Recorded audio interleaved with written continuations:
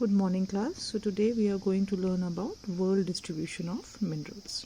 Now in the previous class when we ended, I was telling you about the reasons. Okay, why is it the distribution of minerals is highly uneven? It is due to the climatic and topographic variations, and also because rocks and geological formations differ from region to region and even from one area to another. I want you to underline this well. Now, in case you have forgotten, we are on page number 64. Now, minerals are widely distributed in the following continents. Let me adjust the light over here. Let us first talk about Asia. China, Indonesia and Malaysia are the world's leading tin producers of this continent. In fact, half of the world's tin is produced in Asia. So I want you to underline that, children. China, Indonesia and Malaysia are the world's leading tin producers. Half of the world's tin is produced in Asia. The production of lead, antimony and tungsten is the highest in China. Large deposits of iron ore are found in India and China. Asia also produces manganese, nickel, copper, zinc, bauxite and a number of other minerals. Now when we come to Africa, largest producer of gold and diamond in the world. South Africa, Zimbabwe and Democratic Republic of Congo, they are the lead in the production of the world's gold, copper, iron ore, chromium and uranium. Mineral oil or petroleum is found in Nigeria, Angola and Libya. Most of Africa is unexploited due to its inhospitable terrain. In the sense that terrain means the area, the region. Okay, it is inaccessible, maybe deserts or thick forests. So such the area is not fully exploited. Now another reason is, children, that they are still a developing country. They do not have the means to explore. First of all, remember when we were talking about before mining begins, there are 3 stages of mining.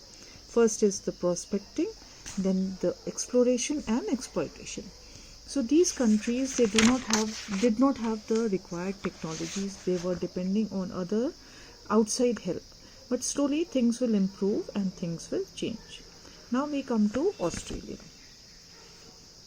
It is the largest producer of bauxite, the ore of aluminium in the world.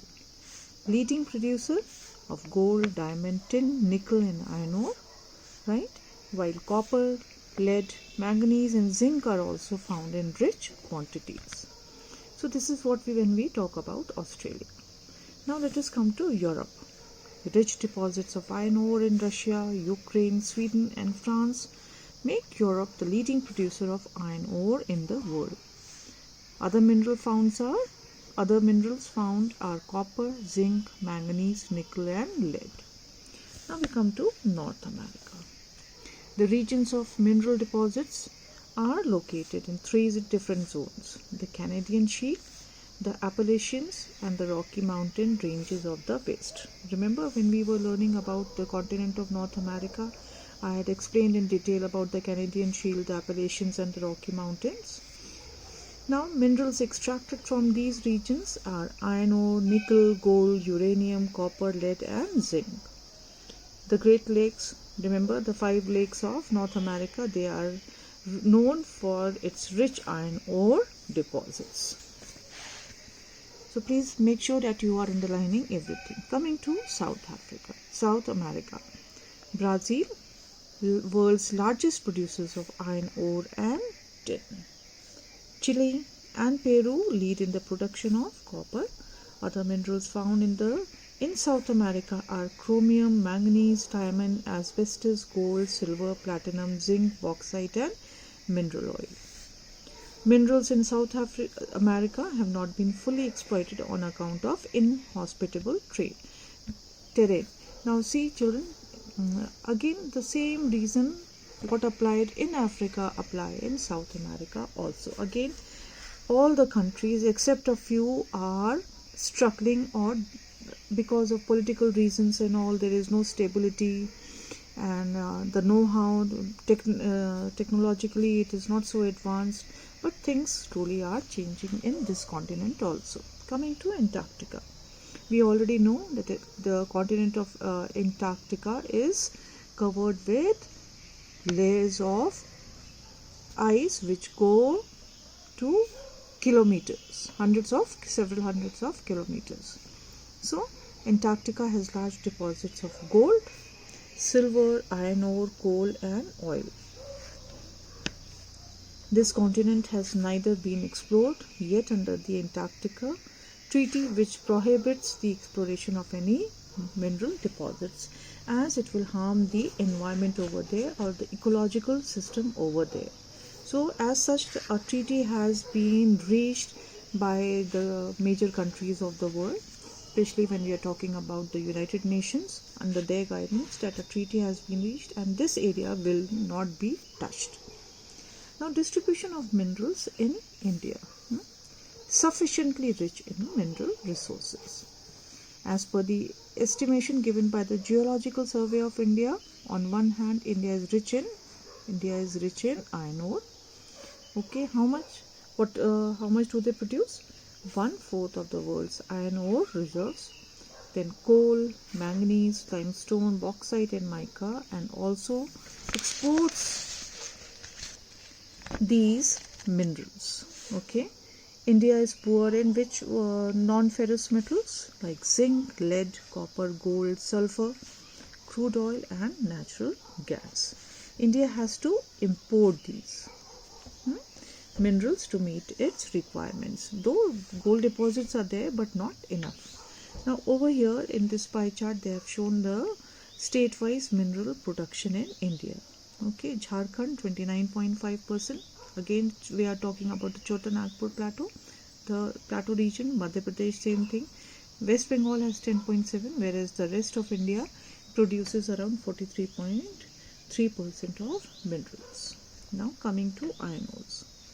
High grade iron ore, that is magnetite, okay, which is a form of a coal. Also deposits are in Baladila or Baradila of Chhattisgarh, Bellary Hospet area of Karnataka, as well as in Jharkhand. World's richest and the largest deposits, these two places. Also found in Madhya Pradesh, Odisha, Goa and Maharashtra. What we are talking about, iron ore. Now coming to bauxite. Vast reserves of bauxite found in Madhya Pradesh, Odisha, Jharkhand, Bihar, Gujarat, Telangana and Andhra Pradesh. Largest mica, largest producer of mica, accounting for 60% of mica trade in the world. Now here they have given a small table that India's rank in the world production of minerals. Second, chromites and barytes. Third, coal and lignite. Fourth, iron ore. Fifth, bauxite and crude steel. Seventh is manganese, and eighth is aluminium. So just these are important. Now we turn the page to page number 66. Mica is found in the northern edge underline of the Chota Nagpur plateau, mostly in Kodarma Gaya and Hazaribagh belt of Jharkhand. Some deposits are also found in Rajasthan and Telangana. Now coming to manganese. 20% or 1/5 of the world's manganese ore is produced in India. Manganese deposits are found in Chhattisgarh, Odisha, Maharashtra, Karnataka, Telangana, Andhra Pradesh and Madhya Pradesh. Now we come to copper. India does not have large deposits of copper. There are some areas in Jharkhand, so copper is only found in some areas of Jharkhand, Rajasthan, Karnataka, Madhya Pradesh, Telangana and Andhra Pradesh. Then we come to gold. Kolar mines, Karnataka. Remember when you were learning about states in class 3, then we had done all these things. are famous for the rich deposits of gold mines. One of the deepest mines in the world, few deposits of gold are also found in Telangana and Andhra Pradesh. Right? Then we come to limestone. It is distributed throughout the country. Madhya Pradesh accounts for 3/4 of the country's production of limestone. Other producers in India are Tamil Nadu, Gujarat, Rajasthan and Chhattisgarh. Then we come to uranium. Jharkhand is the major producer of uranium in India, mainly from its 3 mines, Jadugura, Narva Pahad and Bagjata. The Atomic Energy Commission of India concluded after research done in 2011 on the deposited reserve of uranium in India that Tumalapalli village of Andhra Pradesh might have one of the largest reserves of uranium in the world. Now, conservation of minerals. I'll finish off this chapter, so this video is going to be a little bit long.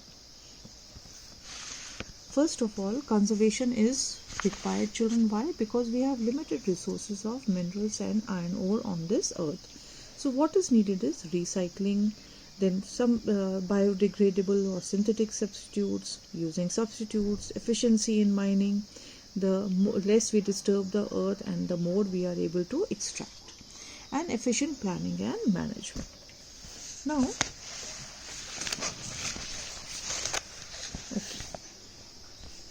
please underline, minerals are non-renewable resources and is depleting fast. Okay, consumption of these minerals by developed countries, which constitute only 16% of the world population, is increasing at an alarming rate.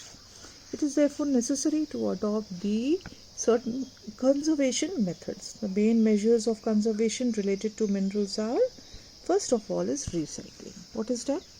All metals such as iron, gold and silver can be recovered and recycled easily again and again. Okay, many such recycling processes are already in operation. Then we go to biodegradable synthetic substitutes. Plastics cannot be considered an eco-friendly substitute. We already know it. You have already learned in so many classes, and almost all teachers talk about it. Your principal talks about it, and we all know that it is non-biodegradable, meaning to say it does not become a part of the ecosystem. On the other hand, it harms the ecosystem. However, biodegradable substitutes have been recently discovered. Now they are coming up with a little kind of a mixture of plastic and other substances which can easily, they are biodegradable and they can easily become a part of the ecosystem other than harming it. Now, using substitutes is very important, both natural and synthetic, to save essential mineral resources. Okay, however, replacing metallic items with plastic may cause environmental pollution. So we need to be careful with what we are replacing these minerals. Efficiency in mining. Okay, present technologies are inadequate, meaning they are not sufficient in terms of their efficiency. The world has yet to evolve a really efficient technology suited to present day environment, which is called the technology of beneficiation. Okay, for example, in earlier days of petroleum refining, a lot of feedstock including gas went to waste. Today these wastes are utilized to make many byproducts. So this is one of the examples how we can learn not to waste the byproducts, and many other things, they are being put to other uses. Now we come to efficient planning and management. Export of minerals should be minimized. Instead, value-added recycled products should be exported. Most dynamic element in mineral conservation is, however, technology, okay, as well as ecosystem management. So these two things are very important. Assessing the future demand for resources, proper planning should be adopted as the need of the hour. So all these things are very important when we are talking about conservation of minerals. Now we'll quickly go through hazards of mining, and with this we come to the end of the chapter. You already have the question answers uploaded. I have already discussed all the objective type questions with you. Mining is a hazardous occupation, meaning to say it is dangerous. It also has a considerable impact on our natural environment as well as the health of the people. If you visit some mining areas in Jharkhand, Karnataka or other belts, you will come to learn the hazards associated with mining. Dust, noxious fume. What are the hazards? It is the dust, the noxious fumes and toxic chemicals are inhaled by people and minerals alike, leading to many types of pulmonary diseases as well as kidney troubles. You have a lot of respiratory problems and all. Okay. The risks on account of mining accidents, such as collapsing of mine roofs, inundation of all these, if you will just look up, Google these, and I've already talked about such things earlier in the chapters, children. So if you'll Google them, then you will know what I'm talking about, because I want to finish this chapter and maybe later on we can talk about it. Another risks are common occurrences in mines. The mining activity also contaminates water sources, displaces huge hills, and there are no proper arrangements for dumping of mining residues, that is the byproducts. And it leads to environmental and soil degradation, pollution of air and water, change in the course of streams and rivers, and other such hazards. Mining was previously called the robber industry. Now it is becoming a killer industry, because consequently upon extensive damage to our environment. So with this I come to the end of the chapter. Please go through each and everything once again, and if you are not able to understand anything, so please make sure to note it down, and next class you can always ask me. Thank you. Be safe.